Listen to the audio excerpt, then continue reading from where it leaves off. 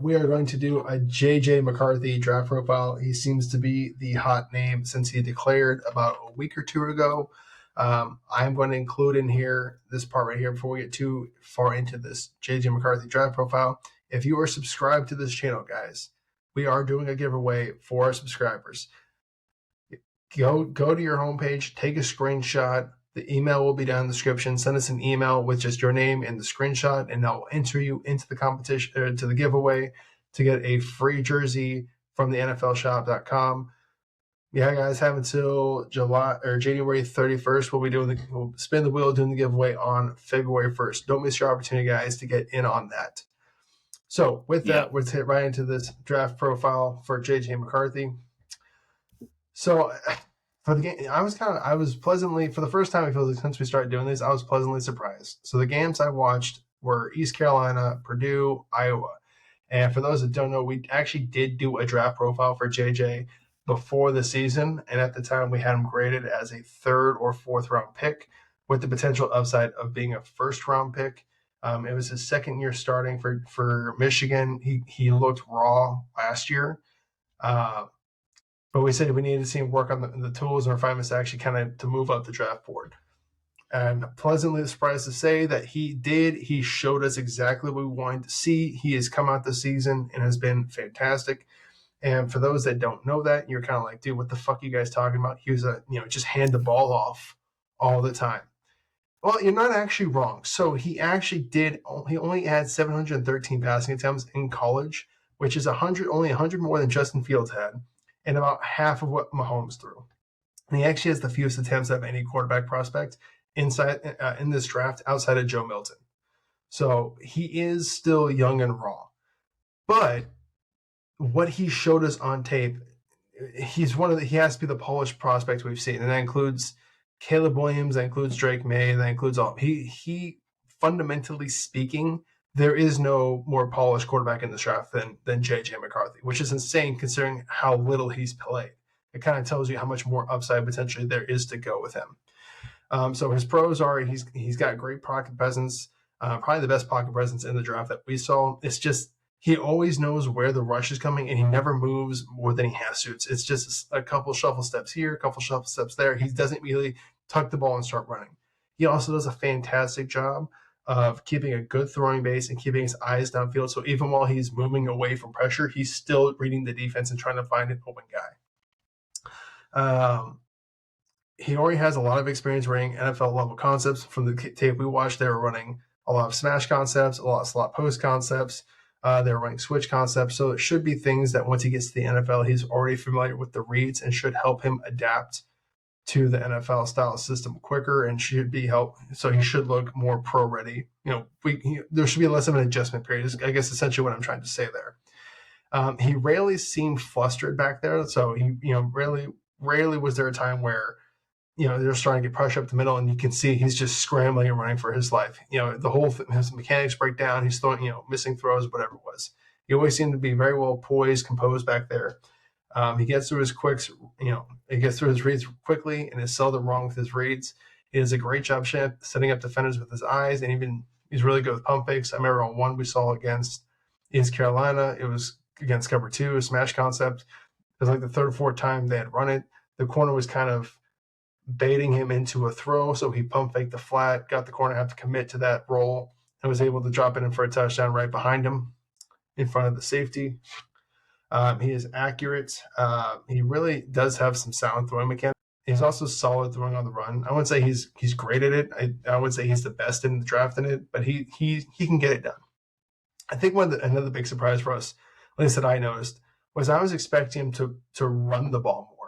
Kind of more like what we saw with Drake May. But I feel like of the games I saw, there's only about 3 or 4 times where he really just took off. And it was more like pockets collapsing. Let me just get out of here. Nothing's open. Flip it over to the cons real quick. He does not have a strong arm. He's not going to wire. He's not going to blow it away. In fact, there's a couple of times he's throwing, 5-yard out routes to the wide side or outside the numbers to the wide side of the field where the ball was you can see it was kind of dying on him.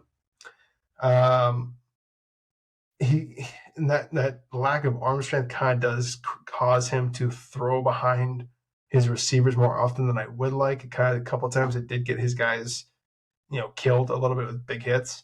So I'd like to see him incorporate more anticipation at the next level, so that way he can, start leading his guys better with more yak. Um, his accuracy could be slightly better. Like I said, a lot of times he was throwing balls just slightly behind or sliding too far to the outside of his receiver, which kind of took away an opportunity to set up a great yard after catch. And there's a couple of times he did lose his mechanics and accuracy from just kind of like taking too many shots. I'm really referencing what happened against Purdue, where in the first quarter he looked like the receiver we'd kind of known, but after a couple like questionably late cheap hits, he kind of seemed to be a little bit more scattered. So if he can try, I don't know how you necessarily work on that. Try to keep your composure better. Hopefully NFL refs actually start calling those penalties versus this dude getting pile drive for no reason. Right. Interesting style comp. I'm not sure how many people are going to freak out about this, but he seemed like a big school Brock Purdy to me. And I don't mean to shit on Iowa State fans here, but Michigan's obviously a larger, more well-known, reputable school. So he, in a lot of ways, he definitely seemed like a big school Brock Purdy to me. He throws, he gets to his reads really quickly. He's very seldom wrong. He's accurate, not a strong arm, a better athlete than you'd expect, able to outrun D linemen. And I did give him a first-round draft grade. So, what were your thoughts? Yeah, so I watched the Rutgers, Bama, and OSU games, and I'll give you my like meatball breakdown here. I think JJ is a baller. Outside of just like what he does and like with his actual stats and numbers and stuff like that, I know the kid is tough. And I think a lot of people don't really want to say this part out loud, but I think there is some like weight to it. I do think winning a whole lot of games can kind of improve someone's perception. The dude won. He lost 2 games his entire career, or at least his starting career. He goes out there and he just gets it done. And I was kind of in the mindset too of like going into the season or even before we did this segment and watching his film, and I was blown away by how sound he was in regards to his footwork and like within like the pocket.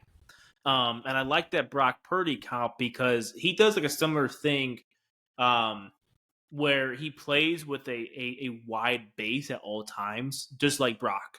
And a lot of people might be like, okay, why does that matter if they keep like a wide base and like feet shoulder width apart, whatever?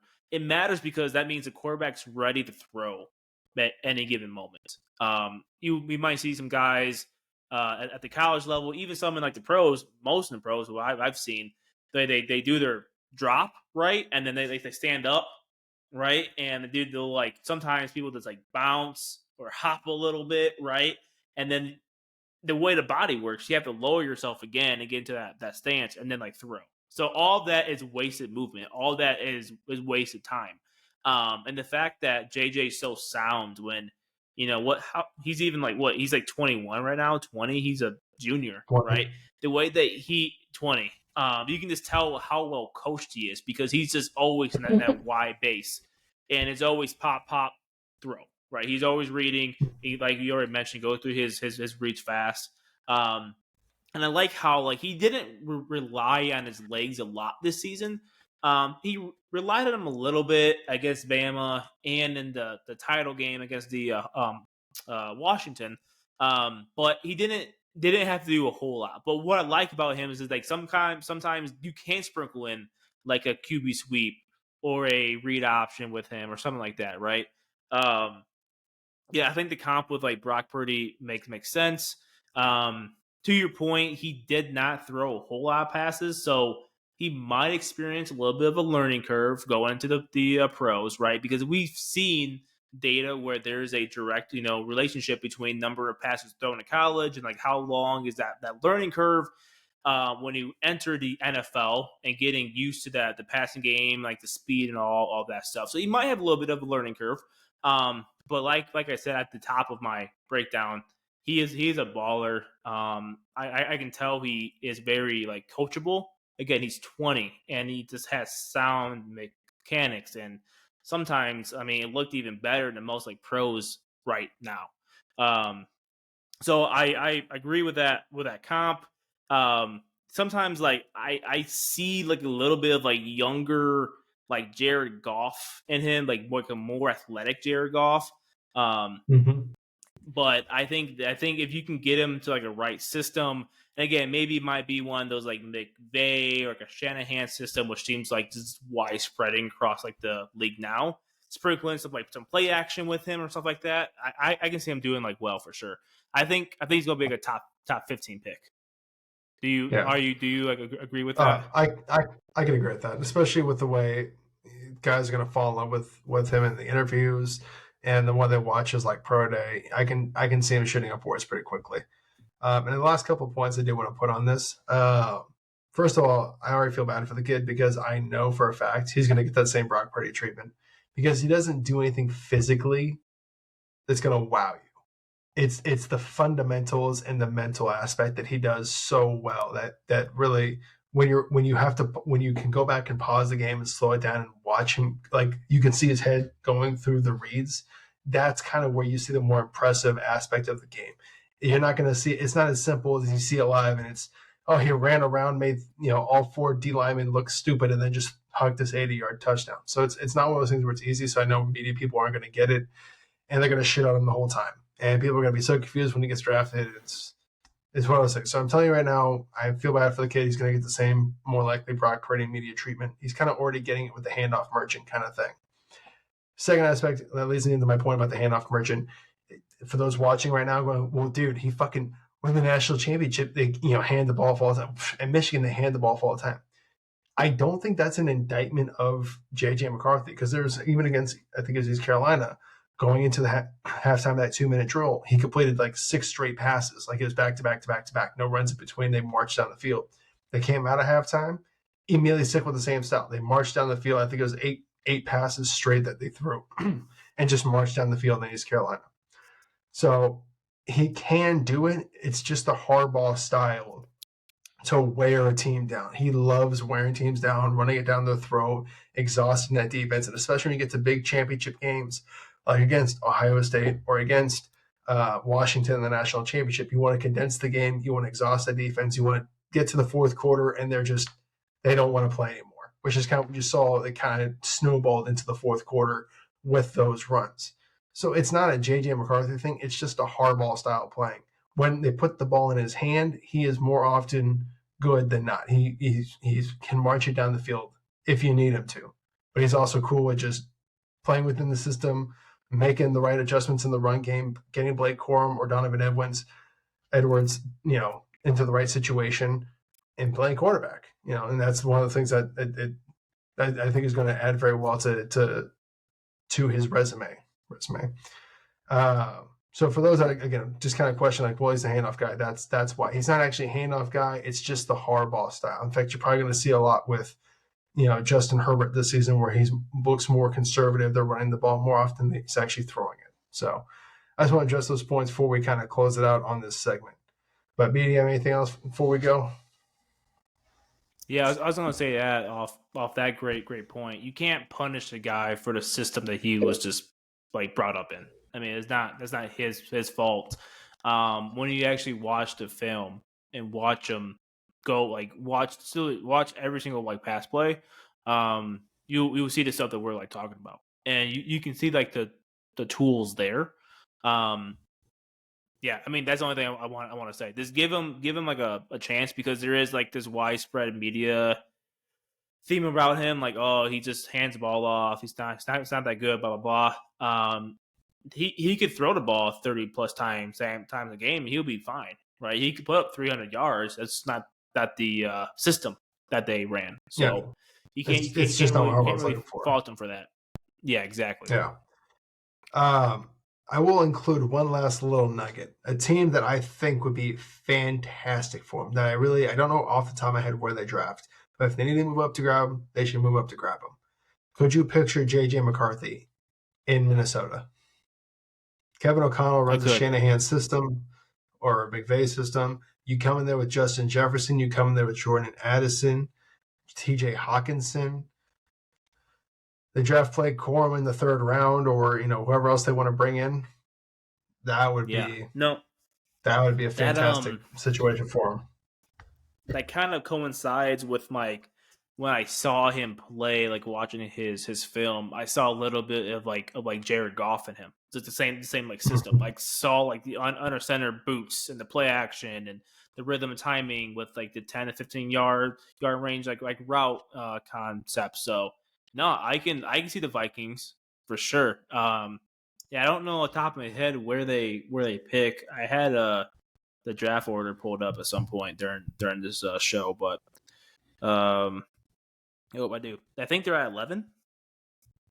Let Oh, me are see they at real quick. 11? It just refreshed on me. But I saw, yeah, they are. So they're right there in range, unless a team in the top 10 just loves them. Yeah, But yeah, that would the be Vikings are an right there. ideal spot for him to go to Minnesota. I'd feel really good about his career opportunities if he went to Minnesota. But let us in the comment section what you think. Do you agree with our review of JJ McCarthy? Where do you think would be a great fit for him to go? Where do you think he ultimately gets drafted? Let us know in the comment section. While you're down there, guys, why don't you give us a like and subscribe? Don't forget to enter yourselves into that giveaway. It is a free jersey. Don't pass up on that fantastic opportunity. Until the next time, guys, you can find us on YouTube, Instagram, Spotify, TikTok, and Twitter. But it's been Emmett. It's been B. You guys have a great night, okay?